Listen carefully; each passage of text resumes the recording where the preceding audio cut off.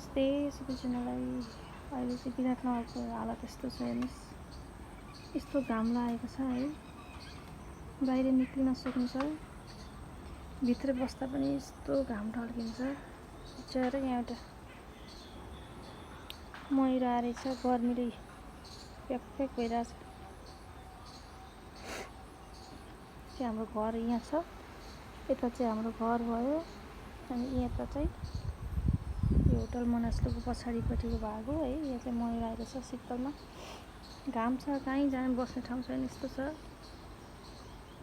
टन्टलाको घाम छ, बाहिर निक्लिसक्नु छैन। बिचरा शीतल खोज्दै आएको। यहाँबाट म कहिले यस्तो भात सात चामलहरू यहाँ फालिदिन्छु, अनि यतै खाँदै बस्दै गर्छ। यता हालत यस्तो छ है, पसिना खलखली छ। यस्तो लुगा लाएर बस्दा पनि गाह्रो छ विराटनगरमा बस्नुलाई। अहिले एकदमै अवस्था नाजुक छ। फुल सुकेर यस्तो छ, ठाडै अघि बिहान पानी हालेको, अहिले यस्तो छ हेर्नुहोस्। यो फुल पनि सबै मर्छ अब यो घाम। एउटा केराको बोट थियो, सुकेर पात यस्तो भइसक्यो। पर कत्रो घरि फलेको छ है, फल्न चाहिँ पातले छिल्दो रहेछ।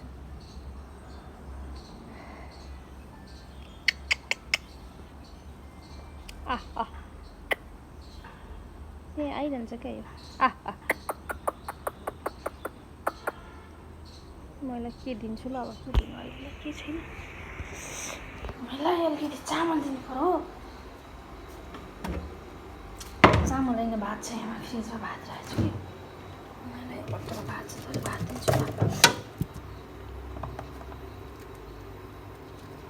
डल्लो भात फालिदिन्छु कि, खान्छ कि यसले।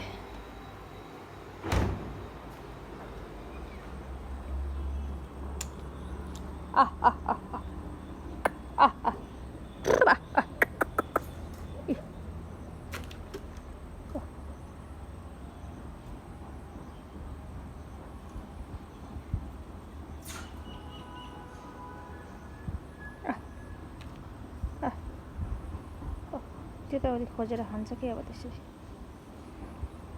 म चाहिँ चराचुरुङ्गीको साह्रै माया लाग्छ। खायो, गुड। त यता डल्लो कता छिटो देखेन। साह्रै गर्मी छ, गर्मी हो। भेटेर बल्ल खायो है। यता चाहिँ यस्तो फोहोर फाल्दैन हेर्नु न, हाम्रो घर यस्तो पारिदिएको है। र खाऊ बाबा खाऊ, पानी दिन्थ्यो नि, म पानी दिने ठाउँ छैन। यहाँ माथि आउँदैन, कहिलेकाहीँ त यतैतिर पनि आइरहेको हुन्छ, गमलाहरू लडाइदिरहेको हुन्छ।